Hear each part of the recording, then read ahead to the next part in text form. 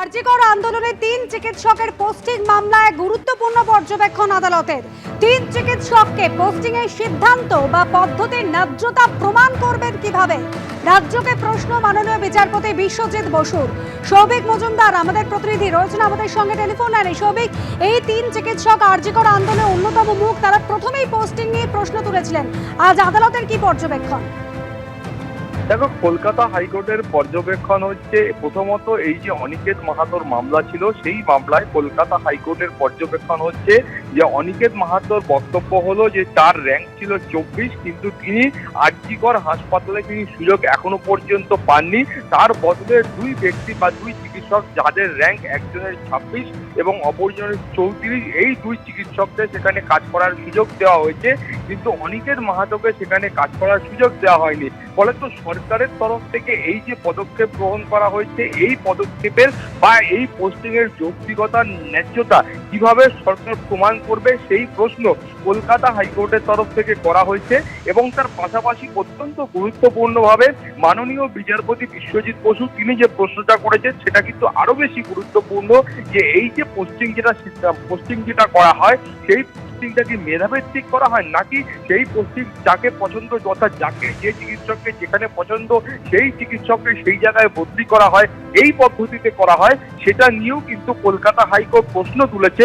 ফলে সব মিলিয়ে আজকের এই মামলার ক্ষেত্রে মূলত 3 চিকিৎসকের মামলা, অনিকেত মাহাতো, দেবাশিস হালদার এবং আশফাকুল্লাহ নাইয়া, 3 জনের মামলার ক্ষেত্রেই কলকাতা হাইকোর্টে আগামী সোমবারের মধ্যে রিপোর্ট দিতে হবে বা মঙ্গলবার শুনানি। ধন্যবাদ সৌভিক।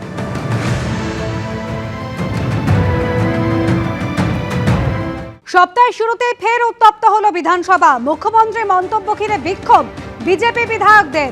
কেন্দ্রীয় বঞ্চনা নিয়ে মুখ্যমন্ত্রী বলবার সময় বিক্ষোভ দেখাতে শুরু করে বিজেপি। উজ্জ্বল মুখোপাধ্যায় আমাদের প্রতিনিধি রয়েছেন আমাদের সঙ্গে টেলিফোন লাইনে। উজ্জ্বল, মুখ্যমন্ত্রীর বক্তব্য, তা নিয়ে বিক্ষোভ বিজেপির, ঠিক কি হলো বিধানসভা?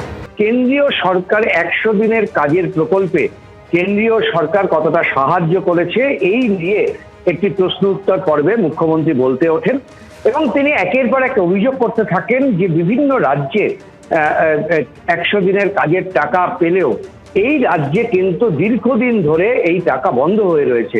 সমস্ত তথ্য কেন্দ্রীয় সরকার যা জানতে চেয়েছেন সবটাই কিন্তু কেন্দ্রকে পাঠানো হয়েছে, কিন্তু রাজনীতির কারণে, বঞ্চনার কারণে এই রাজ্য সরকারকে তারা টাকা দিতে বঞ্চিত করেছে। ফলে যে সমস্ত শ্রমিকরা যারা কাজ করছেন তারা কিন্তু 100 দিনের টাকা পাচ্ছেন না এবং তাদের সেই ক্ষতিপূরণের দায়িত্ব রাজ্য সরকার নিয়েছে। রাজ্য সরকার তাদের সাধ্যমতো তাদেরকে পাশে দাঁড়াচ্ছেন এবং টাকা দিচ্ছেন।